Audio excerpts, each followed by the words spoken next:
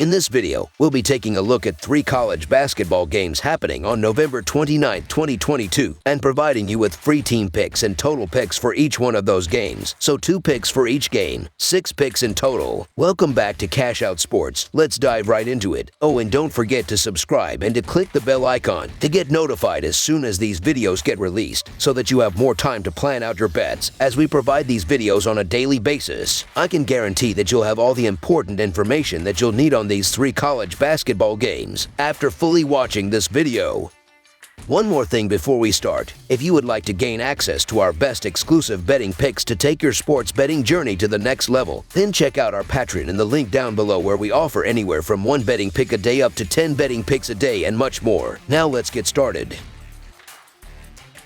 Baylor versus Marquette. The Baylor Bears and Marquette Golden Eagles will face off in a Big 12 Big East battle at Fiserv Forum on Tuesday. The matchup will kick off a key stretch for Marquette, who takes on Wisconsin, Notre Dame, and Creighton in 3 of its next 4 games. The Golden Eagles defeated Chicago State 82-68 in their most recent outing. Baylor is also in the midst of a tough stretch of matches, having recently played Virginia and UCLA in the main event tournament, and with Gonzaga looming next. It defeated McNeese 89-60 in its last game. Baylor is 5-2 against the spread this season, with a 0-4 over-under record. Marquette is 5-2 against the spread this year, with a 4-3 over-under record. Marquette is not to be underestimated, but I like Baylor's chances of covering the spread in this case. Marquette has shot significantly worse than Baylor from beyond the arc, and I expect that to be a large factor in the outcome of this game. If Baylor can do as expected and maintain the lead in the second half, they will eventually prevail. Even if the game is closer than anticipated, Marquette will most likely have to foul in the dying moments of the game, and Baylor will make enough free throws to cover the spread. Following an against the spread loss, the Baylor Bears are 5-1 in their last 7 against the spread. The Bears are also 26-11 in their last 38 road games. Marquette is 2-6 against the spread following an against the spread loss, and 2-5 against the spread in their last 8 games following a straight-up win. So the Baylor Bears to win and cover the spread as favorites is our full game side pick. If Marquette had more of a college crowd advantage, I'd love to test their spread here, but Baylor looks sharp per usual. The Bears have something special with these 3 scorers, and it's going to take valiant effort from the home team to contain them. I like Baylor a lot here, but this magic number is a bit high for my liking. If Shaka Smart's team causes some havoc at home, a low-scoring affair will be in play here. Under the projected total is our full game total pick.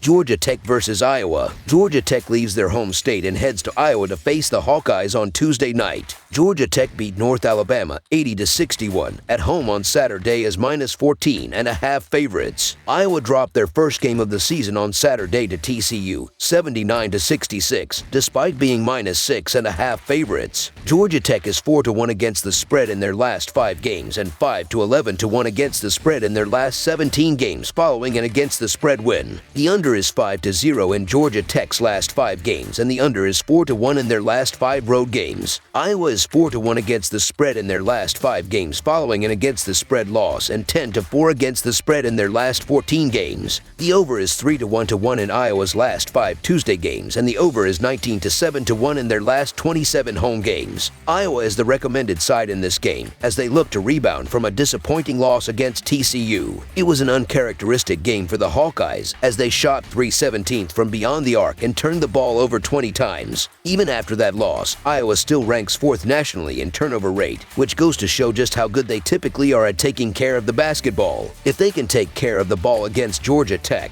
Iowa should be able to score efficiently in this game. A strong matchup edge the Hawkeye offense has is their ability to offensive rebound. Per KenPom, Iowa ranks 50th in offensive rebounding rate, which is concerning for Georgia Tech.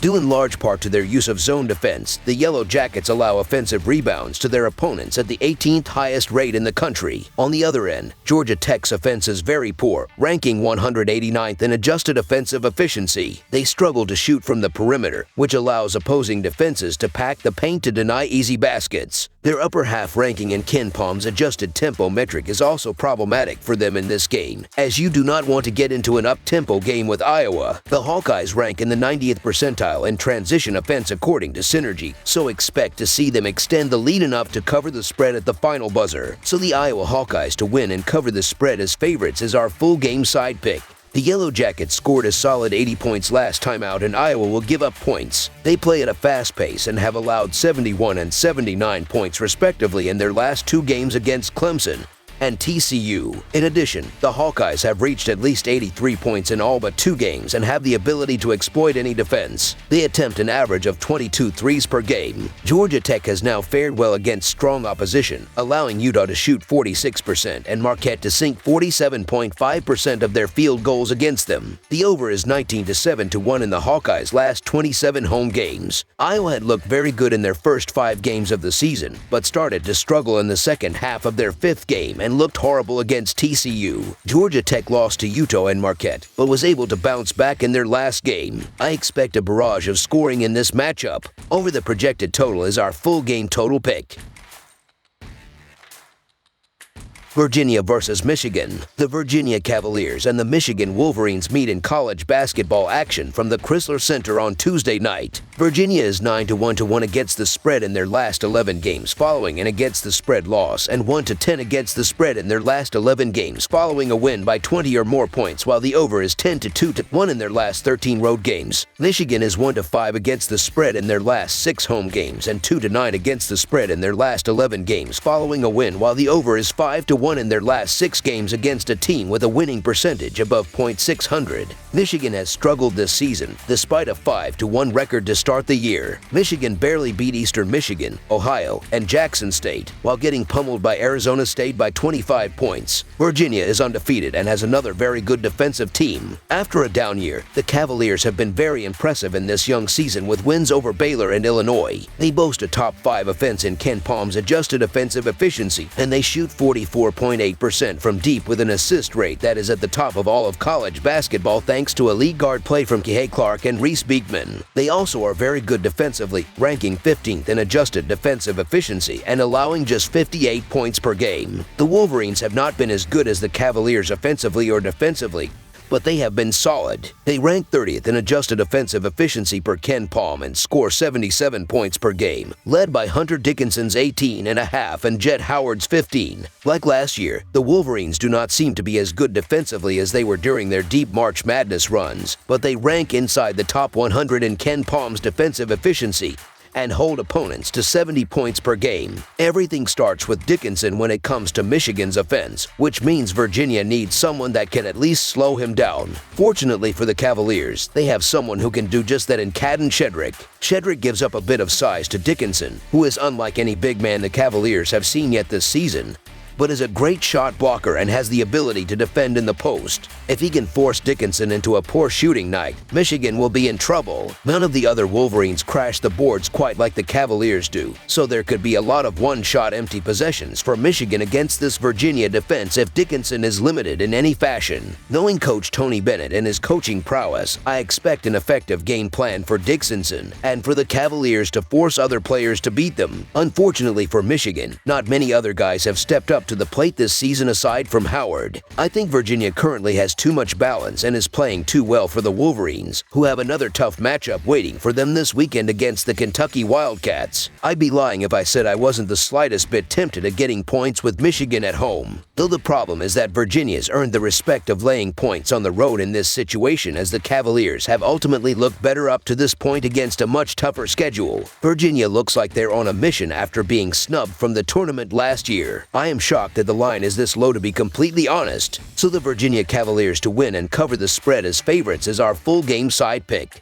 Just like we are used to seeing from Tony Bennett, Virginia is yet again one of the slowest paced teams in the country. For Ken Palm, the Cavaliers rank second to last in adjusted tempo and 329th in average possession length. They barely run in transition, and they often do not attempt a shot until there are 10 seconds or less remaining on the shot clock. Virginia accompanies this slow offensive system with a stingy defense that takes away opposing transition possessions. For hoop math, the Cavaliers are in the top 30 in percentage of field goals allowed in transition, and they hold opponents to an effective field goal percentage of just 39.8% in those possessions, which ranks in the top 15. Michigan is not going to do much to speed up this Virginia team. The Wolverines are outside the top 200 in adjusted tempo and outside the top 100 in average possession length, often looking to initiate their offense through the post with Hunter Dickinson. Virginia has had some higher scoring contests against other power conference opponents this year, but both Baylor and Illinois are top 75 teams in tempo and Michigan is not. This game should be played at Virginia's pace. Under the projected total ISO or full game total pick. That's all for now, so if you have any other games you would like reviewed, then leave a comment down below with the game you would like analyzed. Subscribe to our channel, leave a like on this video, and we'll get to it as soon as we possibly can. We would also love to hear your opinion on the picks presented to you in this video, whether you agree or disagree with them, so leave a comment down below and do let us know.